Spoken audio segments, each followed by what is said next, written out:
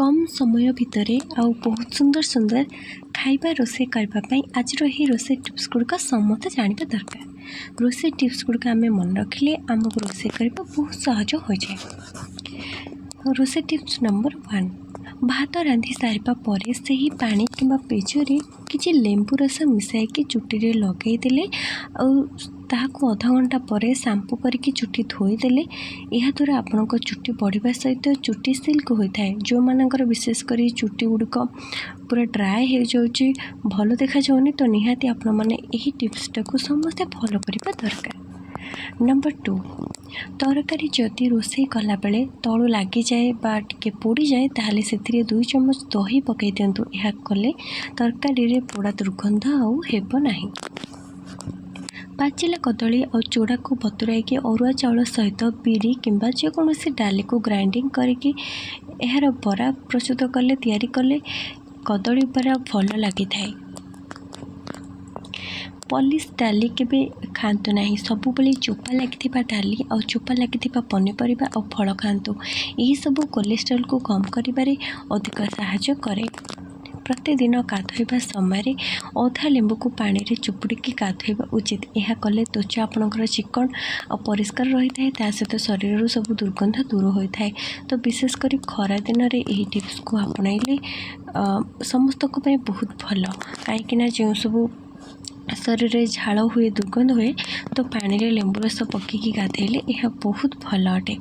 जो माने आमिष सेवन करूना से माने निज खाद्य सब बेले क्षीर दही पनीर समस्त प्रकार सबुज पनीपरिया खाइबा उचित। यह कले से उपयुक्त प्रोटीन विटामिन ए सब मिल। सेव को काटिकी रखीदे ताहा कला पड़ जाए, माने काटिकी रखिबेनी सांगे सांगे काटिकी खाईदेवा कथा। जदि भी आप काटिकी रखीदे ताहले सेवरे आपण मैंने किसी लेंबू रस लगईदे आपण को सेव और कला पड़ब ना। पियाज काटिबा पूर्व किसी समय पियाज को फ्रिज रे आपण रखंतु। जेतेबेले पियाज काटिबार थिबो किछि मिनिट पूर्व पियाज जदि फ्रिज रखिदेवे एमती कले आपण पियाज काटिबा समय आपणकर आखिर लुह बोइब नाही, आपण आखि पोड़ब नाही। जदि अदा को पानी रे किछि समय फुटाई आपण पियंती ताहले यह द्वारा रक्त सफा होता है, व्रण और चर्म संक्रमण भली समस्या मुक्ति मिले। टमाटो सूप को अधिक बहलिया करने से अल्प ब्रेड्र गुंड मिसाई दिंतु, देखिए सूप पूरा बहलिया हो। सब बासी खाद्य ठारू दूर रे रुहंतु। बासी खाद्य सेवन करने द्वारा मस्तिष्क दुर्बल हो जाए, ता सहित खाद्य भी हजम हो न था और पेट मध्य खराब होता है। जदि आपणकर दांत पीड़ा होता है तेबे आपण तुलसी पत्र रे 1 चम्मच लेंबू रस मिसाई यहाँ बेसिकी प्रतिदिन दांत रे लगेଇବା द्वारा आपणक दांत समस्या ठीक हो जाए। सोरिष को पेसिकी तार गुंड महू सहित आपण खाइले यह द्वारा कफ और काश सब शेष हो जाए। एपर्यंत साक मैंने जो मानक भिडियोटी पसंद आसो किसी शिखा मिलूँ भिडियो तो समस्ते कमेंट रे जय श्री जगन्नाथ लिखि दियंतु। जदि आपण माने आज केउठारे भी जय श्री जगन्नाथ कहि नाहांती लिखि नाहांती ताले निहांती कमेंट रे लिखि दियंतु। आ एमिति शिक्षण भिडियो जदि देखिया चाहूचंती आम चैनल को मध्य सब्सक्राइब करि परिबे। दही बसैबा पूर्व आपण जो दही बसैबा चाहूबे से बासन टिके फिटिकी चूर्ण पकई दिंतु। एतिर दही भल गाढ़ा जमी थाए, अधिक खटा हो न थाए। आ दही बसाइबा माटीर जो छोट बढ़ा आसे से माटी पात्र रे दही बसेले दही शीघ्र जमी जाए और खाइबा को भी टेस्ट लगी थाए।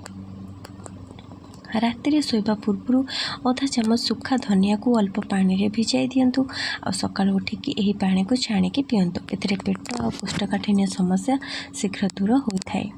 अंडारे टिके लेंबू रस मिसाई चुटी लगाइबा द्वारा चुटी पूरा सिल्क हो जाए। पकुड़ी को स्वादिष्ट क्रिस्पी करने अल्प मैगी मसला 1 चम्मच चाउल गुंड अल्प गरम तेल को बेसन में मिसाई दिंतु।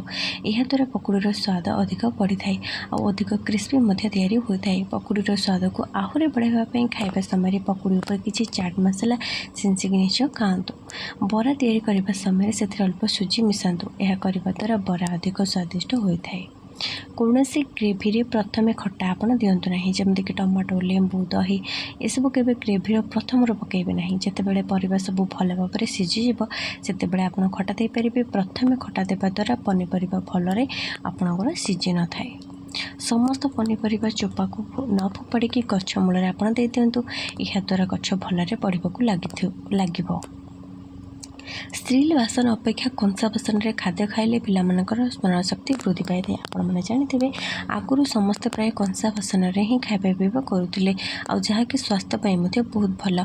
पिला कंसा बासन खाइबा दबा उचित। चा कर सारा पर चा पत्ती को पकातु ना। चा पत्ती को गछ मूल देले गछ को भल सार मिलता है। जदि आप दही तैयारी करने चाहते ताल उषुम क्षीर 2टी सबुज लंका रखा द्वारा दही आपणकर शीघ्र जमी जाए। पूरी तैयारी करने समय तेल रे अल्प भिनेगार मिसाइले पूरीर तेल कमी जाए और पूरी नरम हो जाए। केक तैयारी करने बेले 1 चमच महू मिसाइबा द्वारा केक पूरा स्पंजी परी फुली थाए। सहित नरम होता है। खाइबा भी बढ़िया लगे। जदि आप राति चना बतुराइबा भिजेबा भूली जाते प्रेसर कुकर में चना सहित कंचा अमृतभंडा छोट छोट खंड कर कुकर सीझातु। देखिए चना पूरा सीझीज जल्दी जल्दी। बिरयानी लगी चाउल रोषे करने बेले से अल्प लेंबू रस देवा द्वारा चाउल सुखिला और गोटा गोटा हो धड़ा होगा सांगे बिरयानी स्वाद अधिक बढ़। डालमा और जेकोसी तरकारी को अधिक टेस्टी बनवाई चाहते नॉर्मल पानी बदल में गरम पानी व्यवहार करूँ। जितेबाला आपण मैंने मसला कषि सारे मसला आपण मैंने गरम पानी व्यवहार करूँ। तरकारी गरम पानी उषुम पानी दिंतु। ठंडा पानी देले तरकारी स्वाद चेंज हो जाए। रुटी सेकी सारा पर रुटी को अधिक समय नरम रखापी चाहूँगे रुटी उपर किसी खंड अदा काटिकी रखी दिंतु। टिक काटी देकी छोट छोट खंड रुटी उपर रखु। देखिए आपण रुटी पूरा नरम फ्रेश रहिबो। वर्षा दिन में बिस्कुट शीघ्र शीघ्र खराब हो जाए। तेबे गोटे बिस्कुट डब्बारे अल्प चीनी आगुरी देके रखंतु। यह द्वारा बिस्कुट आउ खराब हो न थाए कड़कड़ होके रही है। आलू परोटा करने बेले अटारे कस्तूरी मेथी टिके देकी अटा को चकड़ू। देखिए आलू परोटार टेस्ट बहुत बढ़िया लगे। आहरी अधिक टेस्ट तार बढ़ी। तरकारी जदि अधिक राग हो जाए तेज से टमाटो सॉस कि अल्प भजा बादाम गुंड देदेले राग कमी जाए। कि आप राग कमिया चाहूँगे टमाटो को पूरा चुन चुन करके काटिकी से पुणी दे पारे। यह द्वारा तरकारी राग कंट्रोल हो। जदि आपणकर रंधा डाली बलका रही तेज से आवश्यक परिमाण में अटा मिसातु। ता सहित कटा पियाज कंचा लंका धनिया पत्र कोरा गाजर आवश्यक परिमाण लुण यू देकी चकुली तैयारी कर खातु। देखिए यह खाइबा बढ़िया लगे। बलका डाल भी आपणकर आपण फोपाड़ा पड़ो ना। जदि कंचा लंका को अल्प हलदी सहित मिसाई एक बोतल रखा जाए तेज कंचा लंका लाल हेबना। नरम न होई पूरी फुलवाई पूरी तैयारी करने बेले अटारे अल्प सुजी और अल्प चाउल गुंड निहाती मिसातु। देखिए ठंडा हेले पूरी आपणकर फुलिकी ही रहिबो।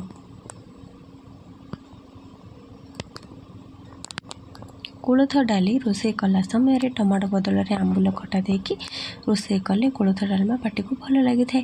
मन रखु कोलथ डाली सीझाला बेले आंबुल खटा पकातु ना। यह द्वारा डाली सीझी न थाए। डाली सीझी सारा आप आंबुल खटा निहाती पकातु।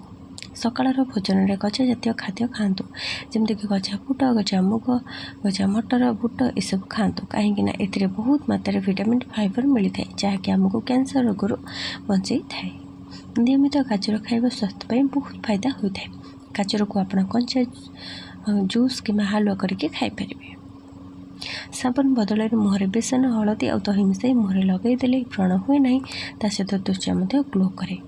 जो मैंने अंडा चकुली पसंद करती से अंडार पियाज कंचा लंका हलदी गुंड आवश्यक अनुसार आलू देकी ग्राइंडिंग कर सारा पर से लुण अल्प सुजी कि बेसन दे अंडा चकुली कले सबुदिन खावाई आप इच्छा करेंगे।